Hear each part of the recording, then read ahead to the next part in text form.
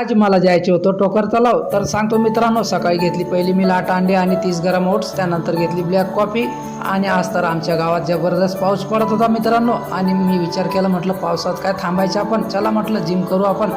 मग छत्री टांगली खांद्याला आणि बघू शकाल मित्रांनो तुम्ही पाऊस कसा पडत आहे. मग पोचलो जिमला आणि बजरंगबलीचे घेतली दर्शन.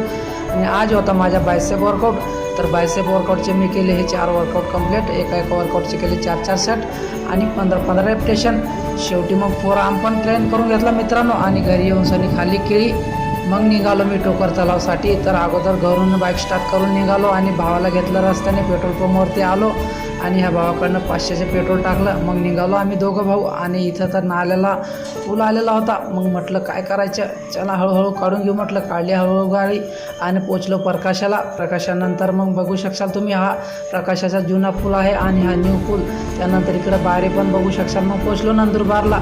डायरेक्ट म्हणला उडान पूलवरती गाडी टाकली आणि पोचलो टोकर तलाव. टोकर तलाव लहान काका राहतात आणि लहान काकाकडं 11 महिन्याचे देवाचे बकरं मारलं होतं. मग सर्व काकाचे मुलं भावाच्या मुलांनी सर्वांनी जेवण केलं. चला मग भेटू उद्याच्या न्यू ब्लॉगला. फॉलो करायचे विसरू नका. जय महाराष्ट्र, जय खानदेश मित्रांनो.